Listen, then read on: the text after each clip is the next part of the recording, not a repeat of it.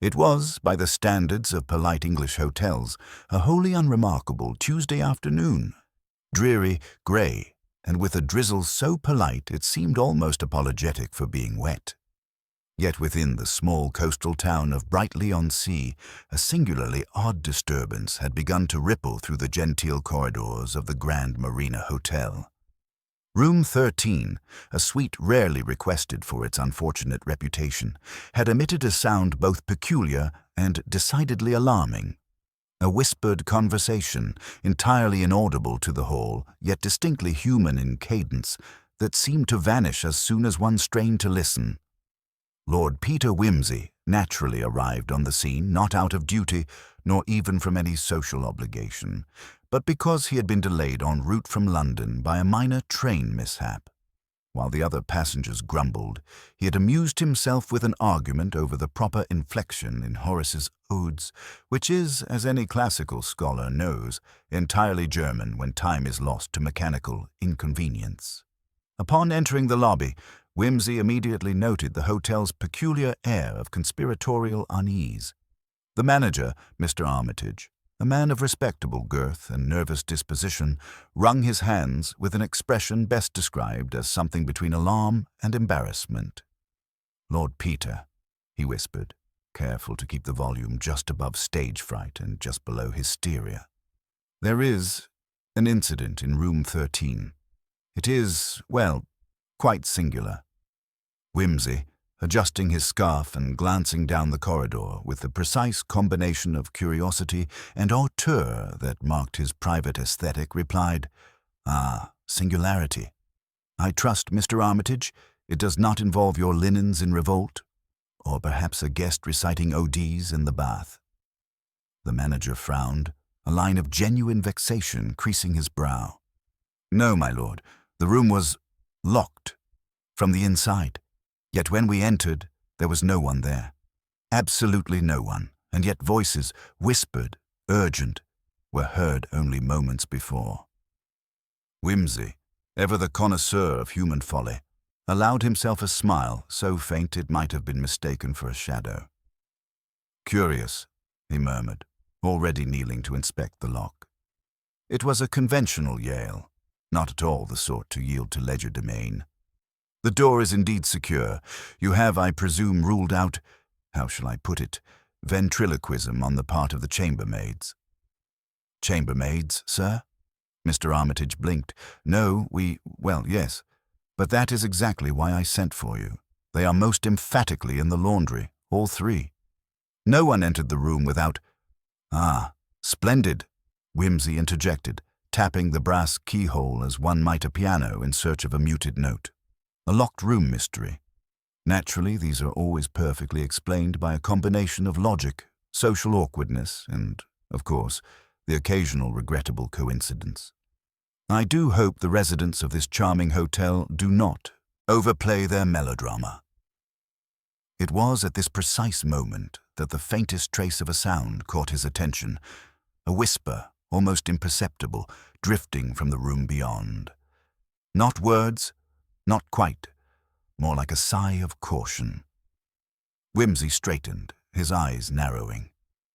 "Tell me," he said gently, "who occupies the adjoining room, number 12? "Ah," said Mr. Armitage with a tremor of surprise. "Mrs. Evelyn Pemberton, recently arrived from London. She complains of insomnia. Nothing unusual otherwise, my lord." Wimsey inclined his head, eyes tracing the faint indentations of carpet as if reading some secret manuscript in the fibers. Insomnia. Yes, always a convenient alibi for certain nocturnal proclivities. Very well. Let us begin our investigation with the simple question, who whispered, and why do we pretend that no one ever does? Thus, with the air of a man entirely confident that the most convoluted mystery could be reduced to human folly and a certain misalignment of time and furniture, Lord Peter Wimsey stepped forward toward room 13. And in that damp, polite hotel corridor, the game, so quietly, so insistently, had begun. Lord Peter Wimsey turned the key in the lock with deliberate care, noting the faint resistance of the mechanism as if it were reluctant to reveal its secrets. The door yielded with a quiet click, but the room within offered no clues save for the faint scent of lavender and the soft, stubborn echo of a conversation that had already fled. The bed was neatly made, the wardrobe doors closed, and the small writing desk by the window bore only a scattering of untouched stationery. Not a trace of hurried departure, not a sign of struggle, nothing to suggest that anyone had ever been present at all except perhaps in the fleeting shadow of a whisper.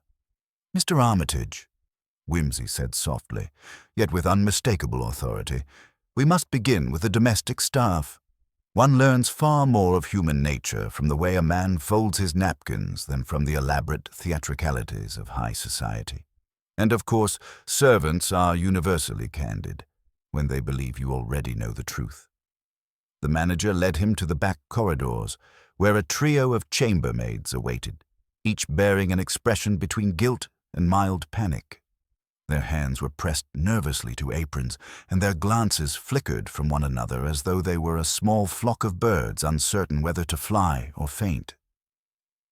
"Tell me," Wimsey began, lowering his voice to a conspiratorial murmur, "was anyone near room 13 last night?" The youngest maid, a freckled girl named Lucy, clutched at her cap. "No, sir, truly. I was on laundry duty until 11, and Miss Havisham was cleaning the east wing, and Mrs. Peters was polishing the silver in the dining hall. We saw no one enter the room." "Excellent. And the corridor? Did any sound disturb you? Footsteps? A door closing?" Wimsey asked, tapping the floor lightly with his polished walking stick. "Only the wind, sir," Lucy replied earnestly. "It rattled the window in the lounge, that's all." Wimsey's eyes, however, had already begun a silent tally of minor inconsistencies. Footsteps heard, yet unverified, doors claimed locked, yet yielding whispers, a corridor draft that might mask a human presence. Each element, trivial in isolation, now combined into a lattice of possibility. He observed the way the girls avoided direct eye contact, the way their hands clutched at their skirts as though the mere texture of cotton might betray secrets. "And yet," Wimsey continued, a trace of dry amusement in his tone, "you are quite certain the room was empty when first discovered?" Lucy hesitated, casting a furtive glance at her companions. "Well, yes, sir. But the door, when we opened it, it felt odd. Not quite right, as if it had been closed differently." "Precisely my point," Wimsey murmured to himself, stepping back and closing his eyes for a moment. "Odd indeed. Very odd. And as for the whispers," he smiled faintly, though his eyes remained serious. "We shall return to them shortly." He motioned to the manager. "We must now speak with those with the greatest opportunity to observe such anomalies, the guests, and naturally, the occupants of the neighboring rooms." Mr. Armitage led Wimsey down the corridor, pausing outside room 12. Wimsey noted the lace curtains fluttering gently despite the locked sash window, a subtle detail that might later prove a fragment of the larger puzzle. He tapped lightly, and a voice called, "Come in." Mrs. Evelyn Pemberton, a woman of trim figure and sharply intelligent eyes, greeted them with a mixture of curiosity and faint suspicion. "Is there some problem with my room, sir?" she asked, her voice carrying the faintest edge of London propriety. "Nothing at all, madam," Wimsey replied smoothly, "save for an incidental peculiarity in your neighbour's suite. A whisper, a locked door, an empty room, perfectly harmless, I assure you. But naturally, one cannot resist investigating such minor absurdities." Mrs. Pemberton's eyes narrowed. "You think it might have been a guest playing a trick? Or perhaps something less theatrical," Wimsey said, tilting his head. "I should like to ask you a few questions regarding last night. Did you notice any unusual sound, any movement in the corridor, or any guests who were out of the ordinary?" She thought for a moment, her lips pursed. "I did hear, well, it was very faint, a kind of murmur." I assumed it was the wind or one of the staff. It lasted only a few moments. Whimsy made a small, almost imperceptible jot in his notebook. Murmur, fleeting, untraceable, another element to be woven into the tapestry of possibility. Very well, madam. And did anyone enter or leave your room after 11 o'clock? Certainly not, she replied, her tone crisp. I was alone and entirely undisturbed. Why, Lord Peter? Merely a matter of curiosity, he said lightly, masking the thrill of the hunt with his habitual hauteur. Though curiosity, as you will appreciate, often illuminates what mere observation fails to capture. As they left Mrs. Pemberton, Whimsy paused to examine the carpet in the corridor. Faint impressions of shoes, differing in size and angle, led neither directly to room 13 nor clearly away from it. A subtle irregularity in the pile suggested hurried movement, yet nothing definitive. The wind, the murmur, the locked door, the empty room, he mused aloud. All apparently innocuous. Yet the combination is, as ever, most instructive. He turned to Mr. Armitage. I trust the staff has prepared a full schedule of arrivals and departures? Every guest, every meal, every moment of last evening? We shall need it to reconstruct events with precision. Yes, sir, the manager replied, frowning. It is already collated. Shall I bring it here? Indeed. And Mr. Armitage, Whimsy added with a faint lift of the eyebrow, be particularly attentive to those who seem most innocent. They are often the most interesting. With that, the investigation had truly begun, and the whispers of room 13, though silent to all but a few, had already begun to speak volumes to the mind of Lord Peter Whimsy. Whimsy spent the next hour in methodical observation, moving quietly through the corridors of the Grand Marina Hotel, as if the walls themselves might divulge their secrets under the weight of his scrutiny. He inspected door frames, tapping lightly with his knuckles, listening for irregular vibrations. He noted the slight misalignment of one corridor clock, a subtle discrepancy in its ticking that would later allow him to cross-reference movements, and he observed with barely concealed amusement the little nervous patterns of the staff who scurried like mice whenever he glanced their way. It was while examining the layout near the east wing that he first noticed the figure who would serve as the case's first, and most obvious, red herring. Mr. Quentin Dale, a guest of some notoriety for his volatile temper and sudden flights of wealth, was loitering near the staircase with a manner that suggested both impatience and secret purpose. He was a tall man with a hawkish nose, one of those faces which seemed to have been carefully constructed by an artist intent upon inspiring suspicion. His gaze followed every movement of the staff, his fingers drumming restlessly against the banister. "Ah, Mr. Dale," Whimsy said, as he approached with his usual blend of geniality and mild menace. "I trust the weather finds you tolerable, and yet one cannot help but notice a certain intensity in your observation of the corridor. Do tell me, are you a student of human behavior, or merely curious about the nocturnal proclivities of your fellow guests?" Dale blinked rapidly, then straightened, attempting an air of composure that barely concealed irritation. "I was merely pacing," he said sharply. "Restless, you know. Travel tires a man more than one would imagine." "Indeed," Whimsy said, tapping a finger against his own temple in mock reflection. "Yet pacing up and down a corridor adjacent to a room from which strange whispers were reported. Surely even the most exhausted traveler might pause at the oddities of life. Pray, you did not hear anything unusual?" "I heard nothing," Dale barked, though his eyes flicked momentarily toward the door of room 13, betraying more than his words admitted. Whimsy's smile was quiet, faintly sardonic. "Curious. Most curious indeed. And yet, Mr. Dale, your reaction is informative." He inclined his head politely, as if dismissing the man, though in truth the observation was filed meticulously in the mental ledger of the detective. People often revealed more in their indignation than in their confession. He continued his inspection of the area, noting the faint scratches on the polished wood of the banister, which might have been caused by a hurried hand or a dropped key. The corridor's acoustics, Whimsy observed, carried even the softest footstep in a way that rendered distant sounds deceptively close. He made a small mental note of the window latch near room 14, slightly loose, which might allow for an unnoticed egress, or, at the very least, a draft that could carry a whisper down the hallway. The manager soon arrived, carrying the compiled schedule of the previous night's comings and goings. Whimsy studied it with a characteristic mixture of patience and imperiousness. Arrival times were noted with scrupulous exactitude, meals were recorded, and staff assignments were accounted for in careful columns. And yet, in the midst of the apparent thoroughness, a curious absence appeared. There was a gap of nearly 20 minutes during which no one could account for Mr. Dale's location. "Ah," Whimsy murmured, tracing the line with his finger. "A temporal lacuna. 20 minutes that might have been filled with almost anything.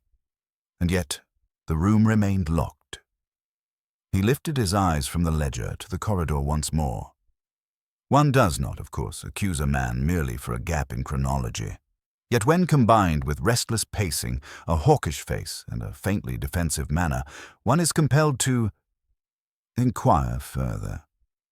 And so he did, sending for Mr. Dale to recount, in his own words, his movements. Dale's narrative was precise, rehearsed almost, but faint contradictions surfaced.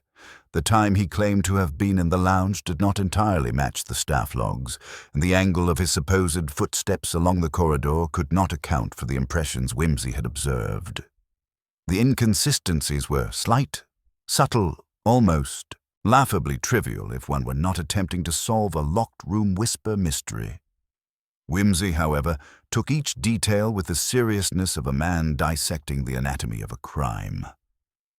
Restlessness, he mused to himself after Dale departed, often hides opportunity, and opportunity, in the hands of the inattentive, can yield results that seem miraculous, or, as in this case, merely unsettling. Yet, even as he considered Dale, the detective's mind refused to settle. Something about the sequence of whispered sounds, the alignment of the door, the corridor acoustics, and the faint scent of lavender suggested another presence, subtle, deliberate, and entirely unaccounted for.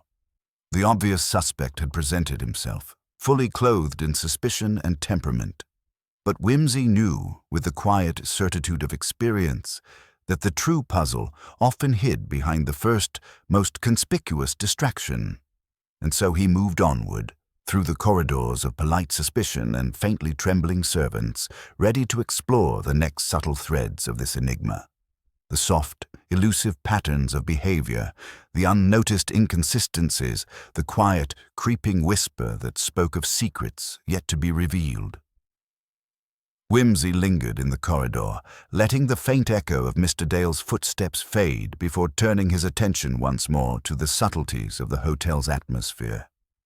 The room numbers themselves seemed to whisper secrets if one listened long enough. The narrow spaces between doors, the slight hum of the heating system, the almost imperceptible draft weaving through the hall. Each suggested the movement of someone or something that had passed without notice. He paused to examine the baseboards along the eastern wall, running his gloved finger over a faint line of dust that had been disturbed, a silent record of movement. "Mr. Armitage," he called softly, "we must speak once more with the staff. Their statements are invaluable, not because they often contain truth, but because they betray the anxieties and omissions of human nature. Minor habits, overlooked details. These are far more revealing than ostentatious confessions." The three chambermaids were summoned again, glancing nervously at one another as they gathered. Whimsy's gaze was sharp, though polite, as he began his questioning with apparent casualness. "Now, Lucy, tell me, when you polish the silver in the dining hall, do you notice anything peculiar in the sound? A slight echo, a resonance that seems misplaced. Lucy frowned, her fingers twisting the apron strings.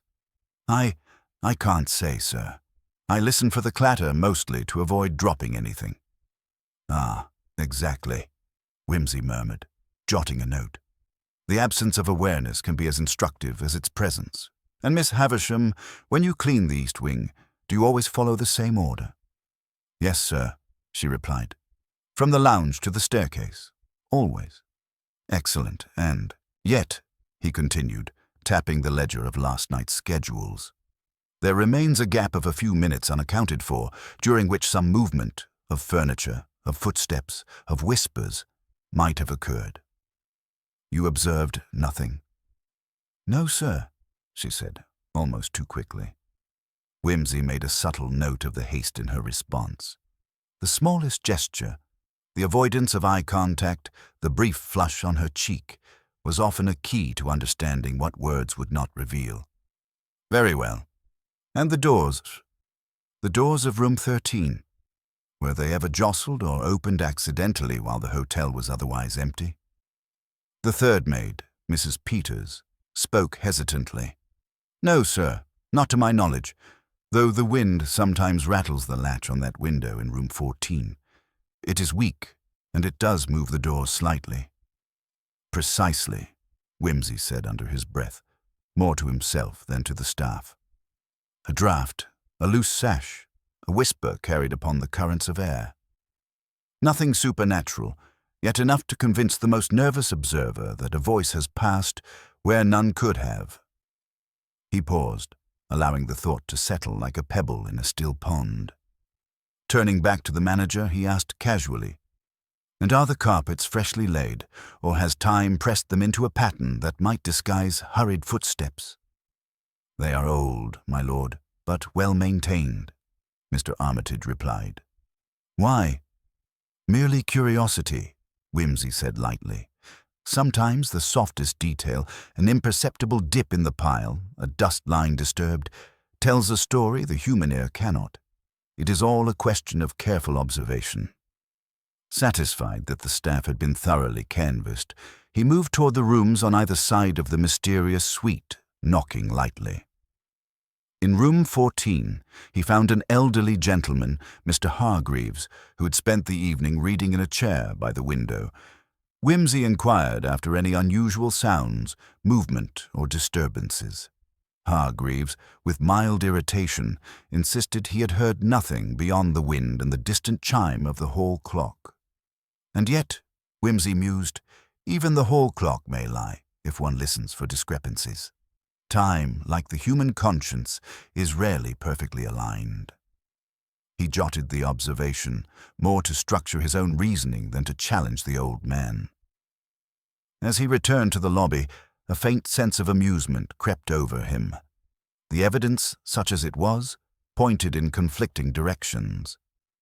Mr. Dale's restless pacing, the minor dust irregularities in the corridor, the draught from the loose window, the unnoticed sounds, all seemingly trivial in isolation, yet collectively suggestive of movement within the locked room. The whisper itself, ephemeral and untraceable, had become the focal point around which all other anomalies orbited. He paused at the foot of the grand staircase, watching the interplay of shadow and light on the carpet. "One must always remember, sir," he said softly, as though speaking to the empty walls, "that what is obvious is rarely correct, and what seems trivial may conceal the gravest truths. Our friend Mr. Dale provides an excellent distraction, but the real story is elsewhere, carefully hidden in the interplay of habit, fear, and perhaps a mislaid key."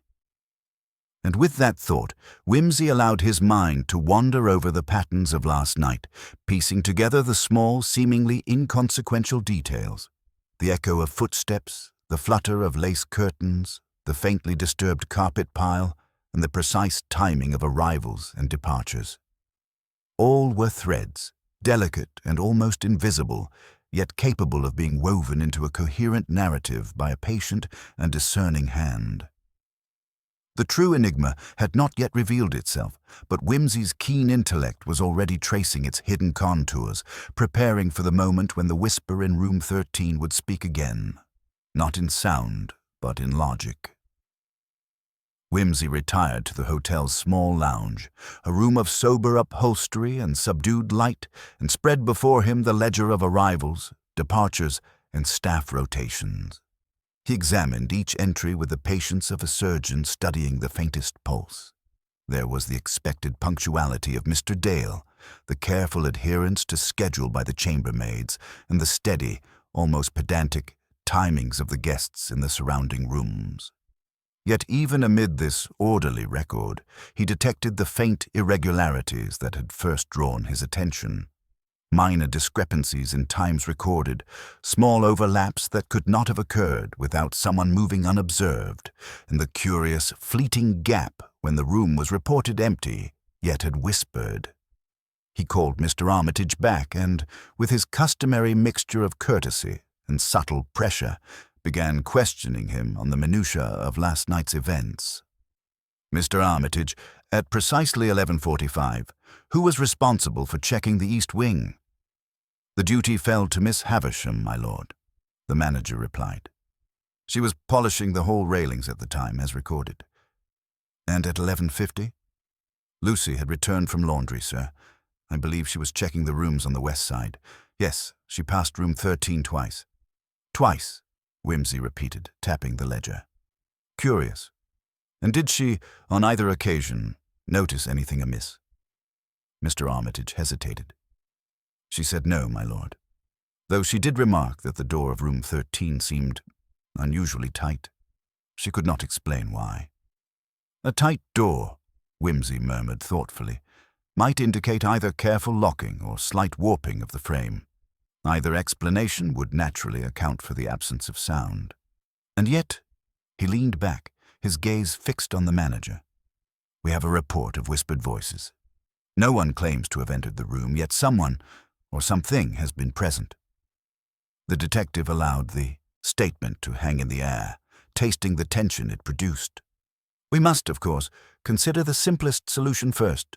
How easily could the door have been locked and unlocked without leaving traces? Mr. Armitage shook his head. Not easily, sir. The lock is secure, and the only key was in my possession when the room was discovered empty. Whimsy smiled faintly, as if amused at the elegance of the puzzle.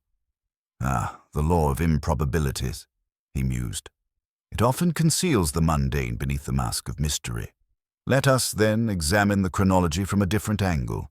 When Mr. Dale claimed to have paced the corridor, was he in the immediate vicinity of the door at the moment the whispers were first reported? That is impossible to say, my lord, Armitage admitted. He was only observed moments before in the lounge. He may have passed the corridor unseen. Exactly, Whimsy said, tapping the ledger again. And yet, the alignment of timing and movement is critical. Let us reconstruct the events with precision. Guest arrivals, staff rotations, movement of furniture, sound transmission. Everything must cohere or the puzzle collapses. He began to map the sequence in his mind, tracing the movement of individuals against the fixed points of the hall clock and the echo patterns he had observed earlier. Each footstep, each slight draft, each minor misalignment of door or carpet became part of an invisible lattice.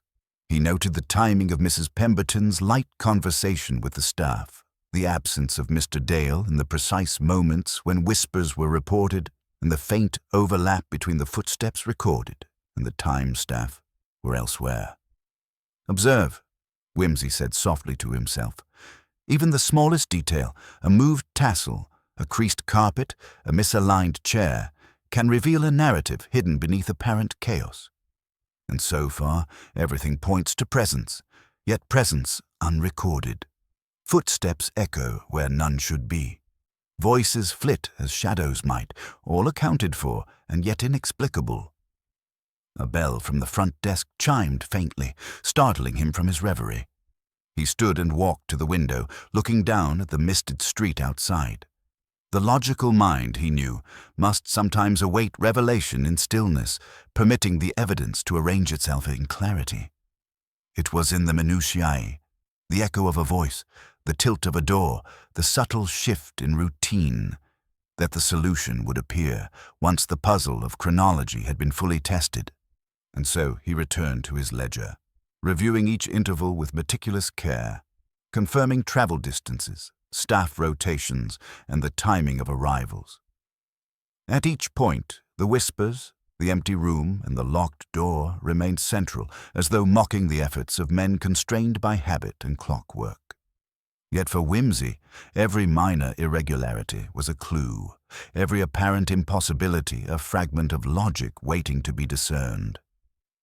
By the time he rose to move once more among the corridors, he had begun to form the faintest pattern, a subtle manipulation of time and space, a quiet orchestration of events that would, if correctly interpreted, reveal the presence of another mind entirely, one that had been clever enough to create whispers in an empty room without leaving the faintest trace. The puzzle was no longer abstract. It had become a challenge of psychology, of human expectation, of the interplay between perception and reality. And Whimsy, as always, thrived in such terrain. As the afternoon light waned into a pallid, misty evening, Whimsy returned once more to room 13, lingering outside the door as if listening for a secret that the walls themselves might whisper. He considered the established facts: a locked door, an empty room, fleeting whispers, and an array of alibis that, though outwardly convincing, did not withstand the scrutiny of a mind trained to detect the subtlest inconsistencies. Each guest, each member of the staff, each minor habit had been recorded, mapped, and compared against the timing of events. But the puzzle, he knew, was more intricate than even that suggested. It was then that he requested a private word with Mrs. Evelyn Pemberton. She received him in her room with polite curiosity, her composure flawless, but her eyes keen, betraying an intelligence not to be underestimated. Whimsy's manner remained courteous, yet there was that quiet pressure, the subtle insistence of someone accustomed to extracting truths without overt coercion. "Madame," he began, "you were, of course, fully aware of the peculiarities of your neighbor's suite." "I heard of them, yes," she replied. "The staff mentioned whispers, but I assumed it was merely some eccentricity of the building, the wind, perhaps." "Ah, the wind," Whimsy murmured, eyes narrowing in contemplation. "Wind often conceals more than it reveals, and yet, for a whisper to be carried with such precision, one requires not merely gust, but intent. Might I inquire whether, during the course of your stay, you have indulged in any activities that might attract unusual attention? Visitors, correspondences, perhaps guests not formally recorded?" Mrs. Pemberton's lips pressed together for a brief moment. "You imply that I am responsible," she said lightly, though a faint tremor betrayed her. "Lord Peter, I'm nothing so dramatic. I keep to myself and my books. Yet, I confess there is one item of personal nature which I had hoped would remain private. It might, perhaps, explain some minor disturbances." Whimsy's smile was imperceptible, yet subtly triumphant. "Curiosity and discretion are not mutually exclusive, madam. Pray, enlighten me."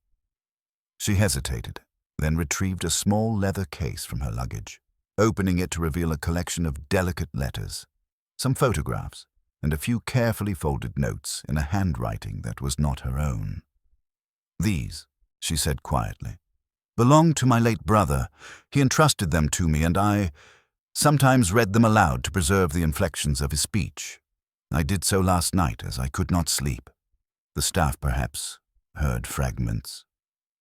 Whimsy's eyes flicked to the faint blush of embarrassment that colored her cheeks. "Uh-huh.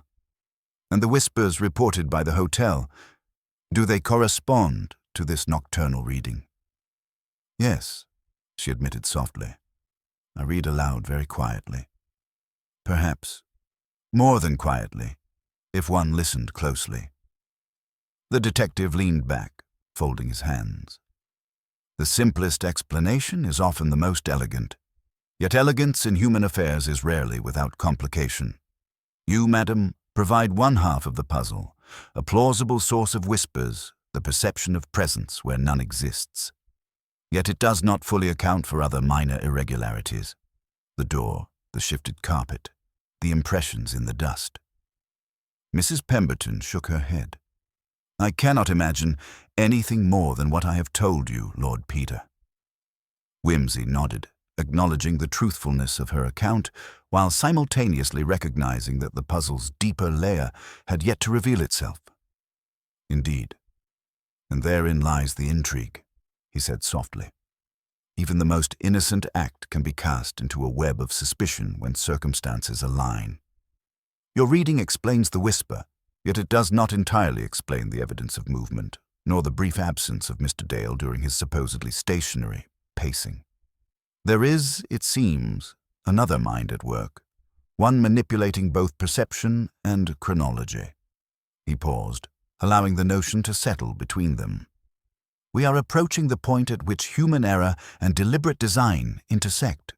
The double life, the carefully maintained facade, is never perfect.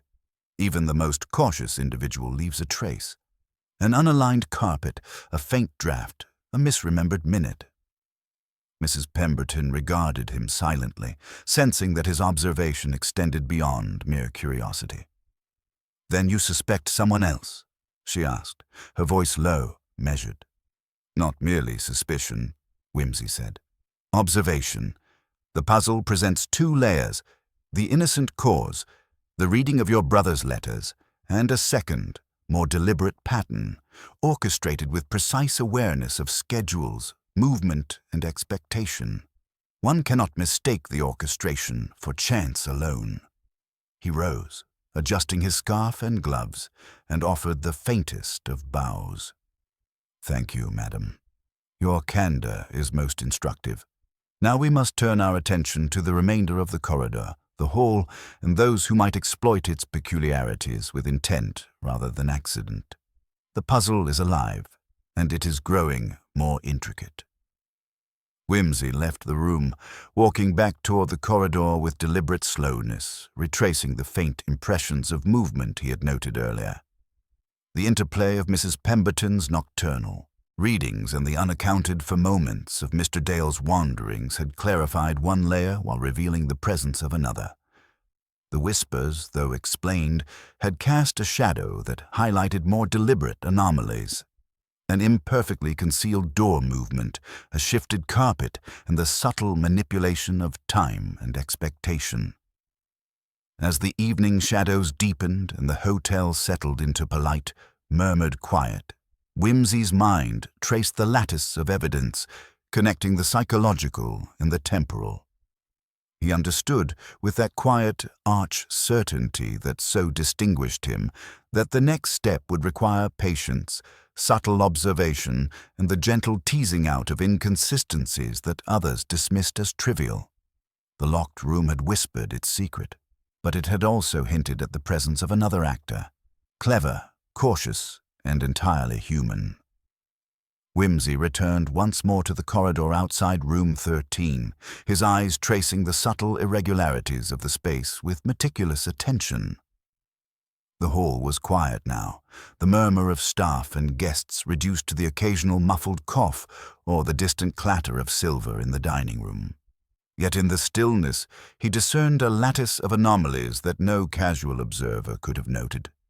The carpet pile slightly flattened in irregular lines, the faint displacement of the door frame, and the soft flutter of lace curtains in a window whose sash was only slightly ajar. "Mr. Armitage," he said, beckoning the manager to his side. "We must consider the small details, those that appear utterly trivial. A misaligned clock, a door that squeaks differently at one hour than another, a carpet pile disturbed. These are the footprints of human intention." The manager looked puzzled. "Footprints, my lord, but no one?" "Exactly," Whimsy interrupted gently. "That is why they are so revealing. You see, Mr. Armitage, the cleverest manipulations often leave a trace not in what is done, but in what is merely touched, displaced, or observed by no one. Let us consider the corridor as a stage and its occupants as actors. The audience is absent, yet the actors continue their movements with purpose. He crouched to examine the floor more closely, noting the subtle lines in the carpet. They were inconsistent with the tread of ordinary footsteps. Some were longer, deliberate, almost hesitant, as though someone had moved with conscious care to avoid detection. He traced these lines with a gloved finger, then rose and tapped lightly on the door of room 13. The sound was almost imperceptibly different from the adjacent doors, a slightly hollow note that suggested minor warping or the concealment of an object behind the frame. "Observe," he said softly. "Even the door's tone offers a clue. It has been disturbed without being opened in the conventional manner. We are in the realm of ingenuity, not accident." He motioned to the loose sash of the window in room 14. "And this, Mr. Armitage, explains the fluttering of curtains. But more importantly, it demonstrates the channel by which sound or whispers might travel, lending credence to those who reported voices in the empty suite. Nature assists the subtle manipulator." He straightened and walked the corridor, eyes scanning each door, each shadow. "Let us also consider the clocks. The corridor clock appears correct, yet I noted a slight deviation in the time it displayed when compared with the lounge clock. Mere seconds, yes, but enough to create a misalignment in recollections of movement. Combine this with gaps in staff rotations, and you have fertile ground for confusion." Mr. Armitage's expression reflected growing comprehension. "So you think it was all planned? Precisely timed to create the illusion of a presence?" "Not all, but partially. The whisper was real, but the absence of a visitor is equally deliberate. It is the interplay of coincidence and design that deceives. And there is more. Observe the carpet pile again. See how it dips slightly near the door? That is a mark of hesitation, not of carelessness. Someone paused there, perhaps adjusting the door, perhaps listening, yet leaving no other trace." Whimsy's gaze then swept to the arrangement of furniture near the corridor window. The chairs were slightly shifted from their usual alignment. The angles suggested a vantage point, a place from which a watcher might observe without being seen. He made a careful mental note of the potential line of sight, the shadows cast in fading light, the acoustic amplification created by walls and window. Every element, he knew, contributed to the orchestration. "And so," he concluded softly, turning to Mr. Armitage, "we have a layered phenomenon. The whispers, the door, the carpet, the curtains, even the clocks, all converging to create an impression of movement and presence where there is none. But it is too precise to be mere chance.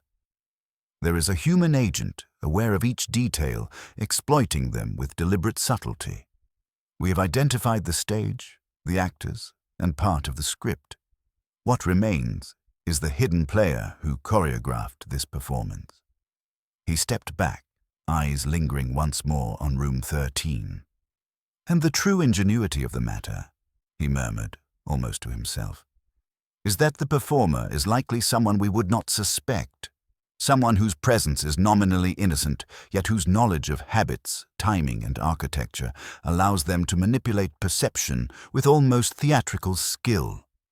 Our work is now to uncover that performer, layer by layer, until the entire illusion collapses under the weight of reason." With that thought, he moved silently down the corridor, retracing the steps of the evening, cataloguing every movement, every small anomaly, and preparing himself for the next stage, the careful unmasking of the hidden orchestrator who had transformed a locked room into a stage of mystery.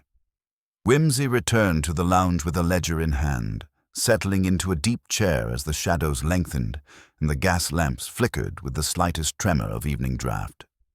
He spread the schedules before him once more, lining up guest movements against staff rotations and the faint impressions he had observed in the corridors. Each entry seemed innocuous on its own, yet together they formed a lattice of possibility that was slowly beginning to suggest a pattern.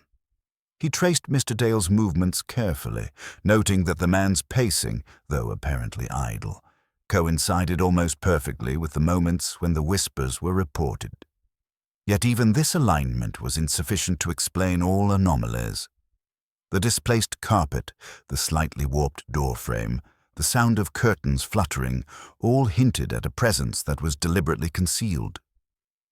As he considered these elements, his thoughts returned to Mrs. Pemberton's admission. Her nocturnal readings explained the whispers, yes, but they did not account for the physical evidence of movement or the brief gaps in Mr. Dale's alibi. It was clear that someone else, careful and deliberate, had taken advantage of the situation. Whimsy rose and walked to the window, the glow of the fading day illuminating the delicate folds of the curtains. He thought of the various vantage points in the corridor, the slightly angled chairs, the faint echo of footsteps, and the displaced carpet. Every detail suggested careful observation and the exploitation of minor environmental quirks. The manipulator had planned for the whispers, anticipated the staff's schedule, and exploited the natural draft to carry sound. He returned to the ledger and began reconstructing the timeline with meticulous precision. Every footstep, every slight movement, every fragment of reported sound was accounted for. As he mapped the sequence, a small but crucial inconsistency emerged.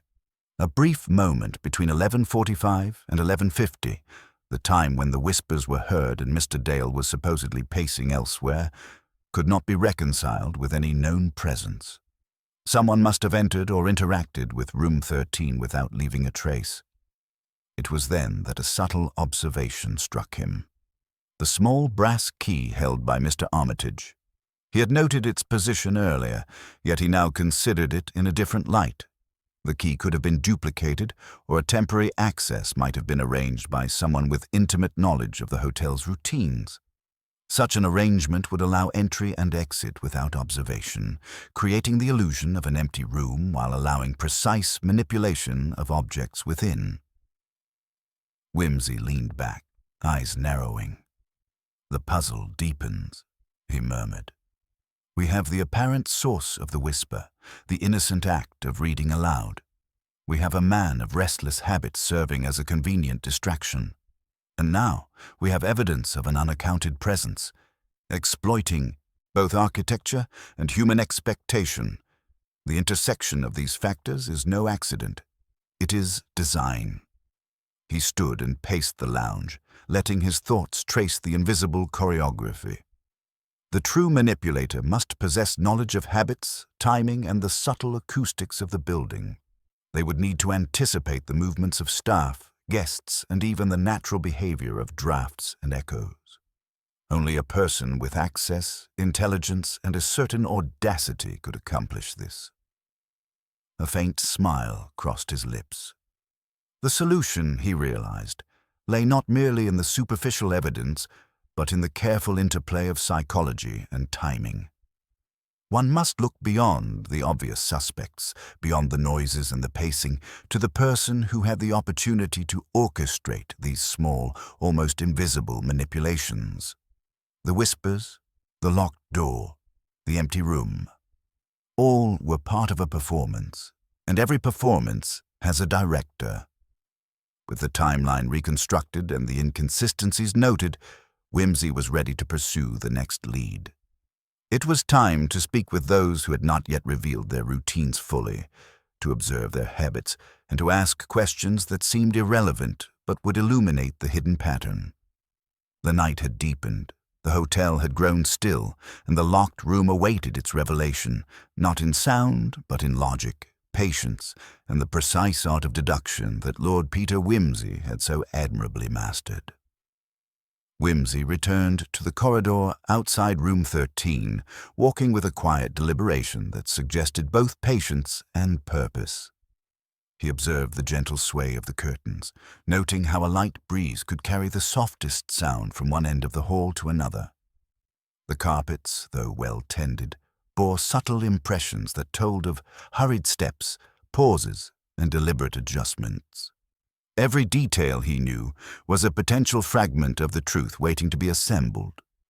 He began his subtle inquiry among the staff once more, posing questions that seemed inconsequential but were designed to elicit patterns rather than statements. Tell me, Lucy, when you carry trays past the corridor, do you always follow the same angle? Do the edges of the carpet catch on your shoes? Lucy looked confused but answered carefully. I try to keep straight, sir, but sometimes the edge does. Yes, it does catch. Precisely. And minor variations, unnoticed by most, can create echoes, vibrations, even the impression of presence where none exists.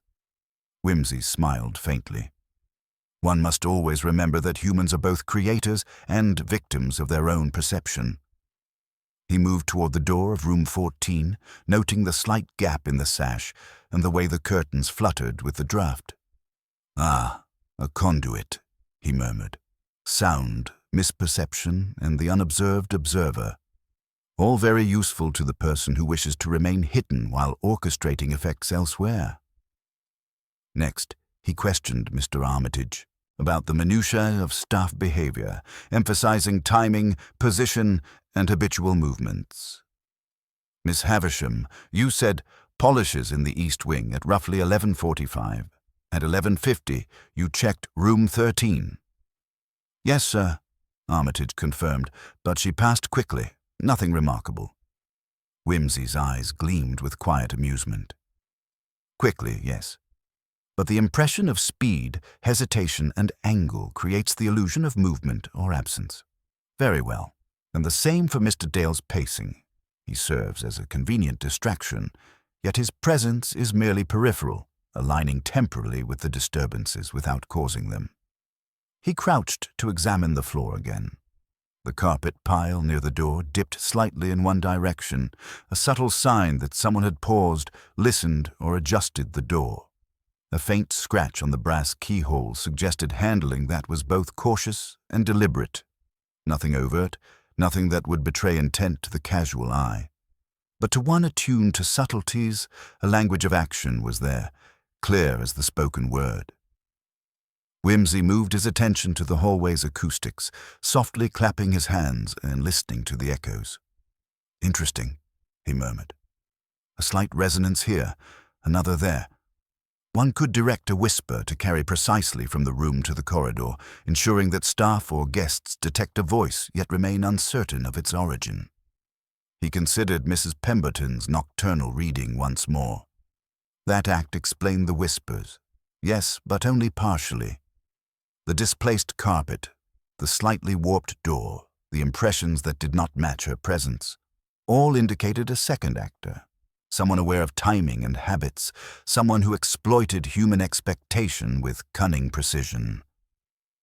A thought struck him, and he walked briskly to room 12, where Mrs. Pemberton awaited. Madam, he said, you are entirely candid in your admission. Yet there remains a minor detail I must ask about, the time you last read aloud last night. She paused, measuring her words. I began just after 11, but I finished quickly, no more than 15 minutes. Ah, he said, his mind already connecting points. So the whispers occurred, yet your presence cannot account for all minor disturbances. There is, inevitably, another hand involved, one exploiting sound, shadows, and perception. It is not your act, madam, that concerns me, but its orchestration. She looked puzzled, though not alarmed. Then it was someone else. Precisely, Whimsy replied. Someone clever, familiar with habits, timing, and architecture. They manipulated what we perceive and what we do not. And now, the task is to uncover them. He stepped back into the corridor, eyes sweeping over the subtle imprints of the evening. The slight warp in the doorframe, the brushed edges of the carpet, the alignment of chairs and shadows. All were pieces of a hidden choreography, a performance executed with almost theatrical skill. Whimsy's mind traced every movement, every minor adjustment, until the identity of the hidden orchestrator began to emerge with the inevitability of a well-crafted deduction. It was, he realized with quiet satisfaction, merely a matter of time and careful observation before the illusion would unravel completely, exposing both the actor and the method behind the whispered mystery of room 13.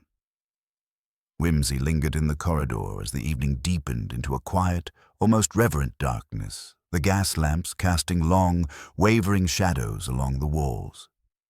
Each detail he had observed, the warped door frame, the slightly flattened carpet pile, the fluttering curtains, and the faintly hollow resonance of the corridor, began to converge in his mind like threads pulled taut in a careful weave. The whispers in room 13, though explained in part by Mrs. Pemberton's nocturnal readings, had been amplified, directed, and manipulated by someone fully aware of human perception, timing, and expectation. He returned briefly to the lounge, consulting the ledger one last time. Mapping the comings and goings of guests and staff, he noted the small lacunae, the moments unaccounted for, and the overlaps that could not be reconciled without assuming deliberate movement by a hidden actor. Every observation he had made, minor scratches, misaligned carpets, draft-carried sounds, now pointed toward a single conclusion. The manipulator was someone both intimate with the building and patient enough to exploit its quirks. With careful steps, he returned to room 13 and crouched near the door, running a gloved finger along the keyhole. The faintest scratch suggested recent handling, deliberate and precise. Then his eyes fell on the slightly raised edge of the carpet, the telltale mark of someone who had paused, hesitated, and adjusted. It was not random, it was choreography. He summoned Mr. Armitage and the chambermaids, presenting the minor details with calm precision. "Observe the carpet here," he said, gesturing. "See the dip? It suggests hesitation, a pause, a careful movement, and the scratch on the keyhole? Deliberate, yet subtle enough to avoid casual detection." Lucy shifted nervously. "But, sir, who could have done it?" Whimsy's eyes, bright and calculating, swept the corridor. "Someone who knows the habits of both staff and guests, someone with access and subtlety, and someone who understood, instinctively, how to create the illusion of a presence without actually being seen. It is a delicate deception, reliant on timing, perception, and the minor quirks of architecture." He paused, letting the implication hang in the air. Then, in the softest, most arch of tones, he announced, "The whispers, the empty room, the apparent impossibility, they were orchestrated, and the hand behind this subtle theater is none other than the person least suspected, our quiet observer, whose nominal innocence shielded a cunning mind." He called Mrs. Pemberton forward. Her expression, calm but expectant, invited him to continue.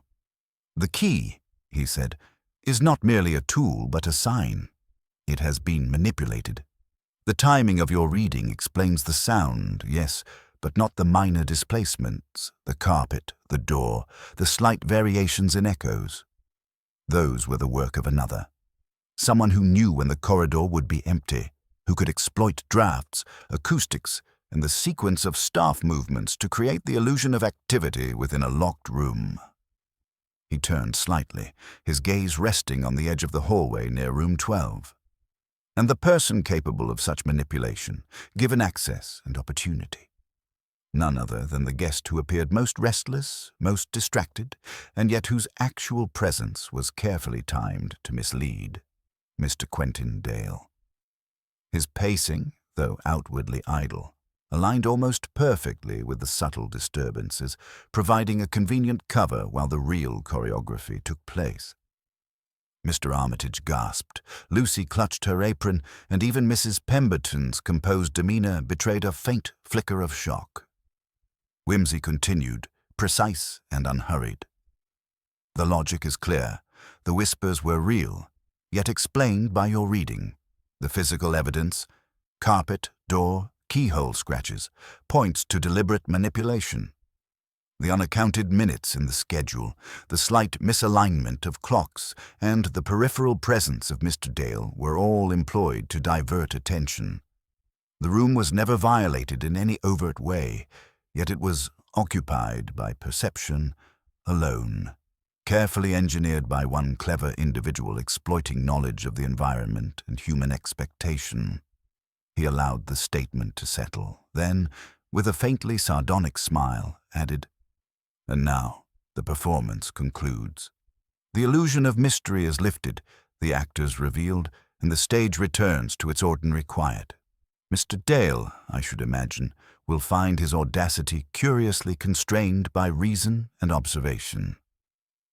As the chambermaids and Mr. Armitage absorbed the precision of the explanation, Whimsy's eyes wandered once more to the corridor. The interplay of shadows and echoes, drafts and carpets, had yielded their secrets. The locked room had whispered, indeed, but in the end, only logic, careful observation, and the unerring deduction of Lord Peter Whimsy could give voice to the hidden truth. He turned to leave, straightening his coat and adjusting his gloves with the habitual, faintly pompous elegance that seemed inseparable from his genius. "And so," he murmured, archly, "even whispers, when carefully measured and observed, cannot conceal the inevitable triumph of reason over artifice."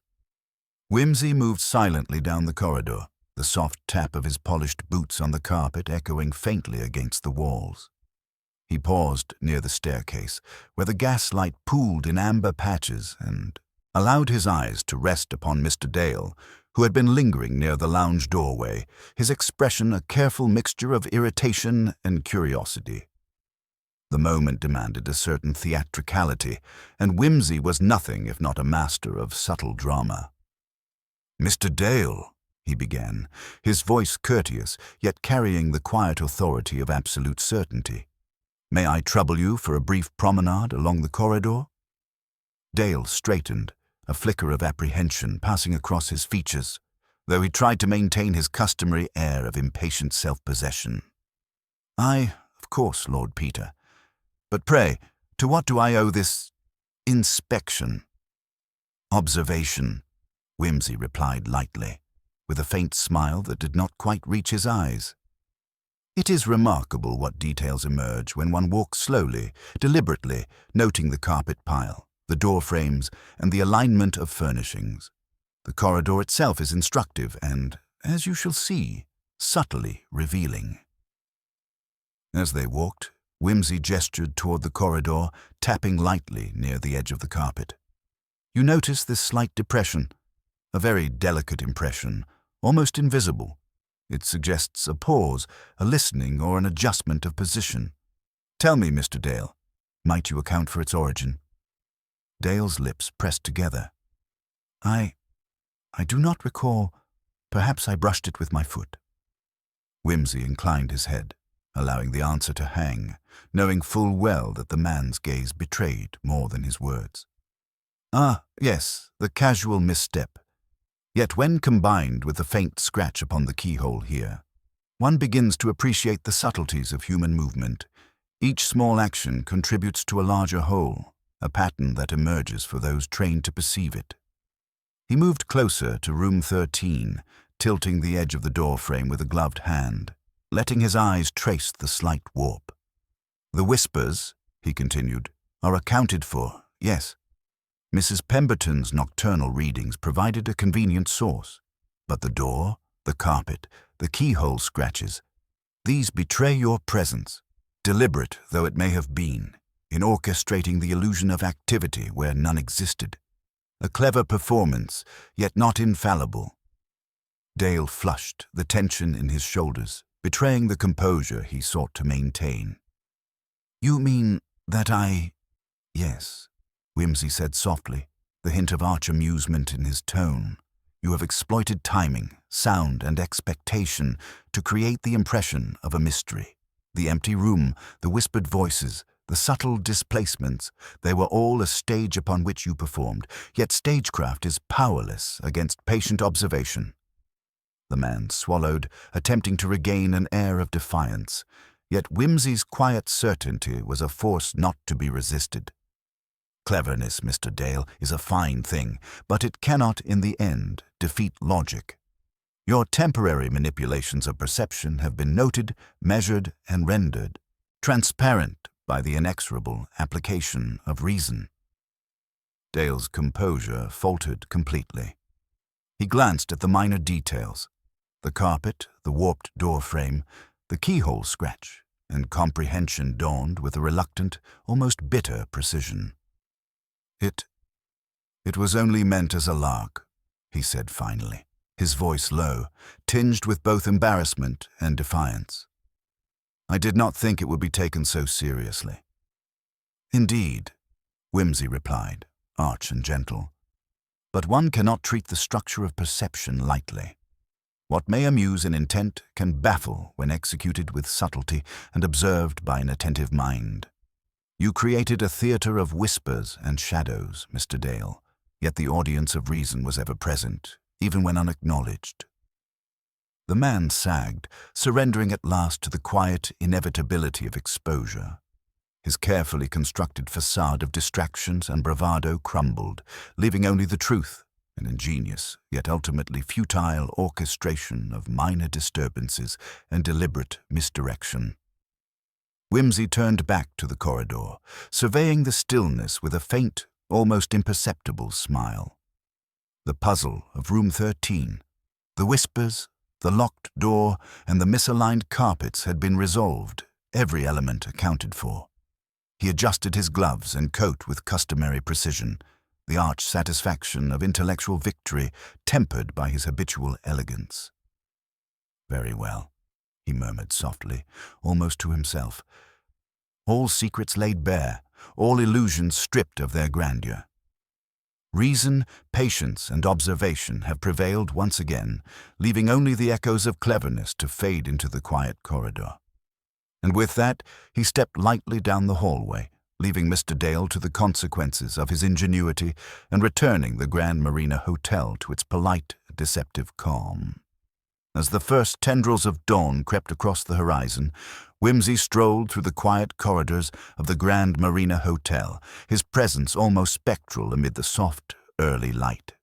The hotel had settled into its usual polite hush, yet the echoes of the previous night's mystery still lingered in the air. Faint impressions in the carpet, slight warps in door frames, and the residual uncertainty in the eyes of those who had unwittingly participated in Mr. Dale's clever theatre. He paused near the lobby and addressed the assembled staff with his customary mixture of dry wit and understated authority. I trust, ladies and gentlemen, that the affair of room 13 has provided some instructive entertainment. Let us not forget that even the smallest disturbances, whispers, drafts, or misaligned carpets, can yield lessons in observation and logic, if one is inclined to notice. Lucy, still clutching her apron, managed a nervous smile. It was most extraordinary, sir. I never thought a single room could hold so many secrets. Indeed, Whimsy replied lightly, though with genuine warmth. And the lesson here is subtle yet profound. Human perception is both fallible and revealing. It is far easier to be deceived than to deceive, and far more profitable to observe than to assume. Mr. Dale's ingenuity was impressive, until, of course, it met the inexorable standards of reason. He turned to Mr. Armitage. You have a fine establishment, sir, quietly accommodating both the curious and the restless. And while minor chaos may occasionally arise, it is the observant mind that restores order and occasionally provides amusement. The manager inclined his head, a faint smile breaking his usually restrained demeanor. Your intervention, Lord Peter, has been invaluable. The staff, and indeed the guests, owe you a debt of clarity, if not patience. Whimsy's gaze lingered for a moment on room 13, now returned to its ordinary quietude. And clarity, he murmured, is the most satisfying resolution of all. A locked door, a whisper, and a carefully orchestrated illusion, all rendered transparent by a patient mind. One might even call it poetic justice, though in the most understated of forms.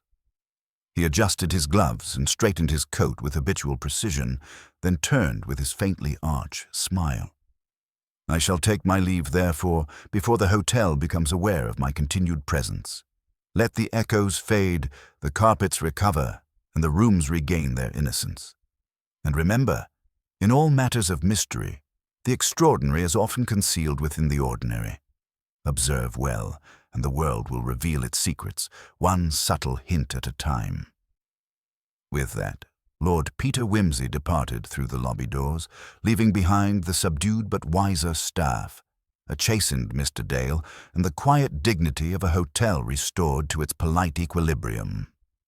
Outside, the morning air was crisp, carrying the faint tang of sea spray from the nearby marina, a fitting accompaniment to the serene satisfaction of logic triumphant.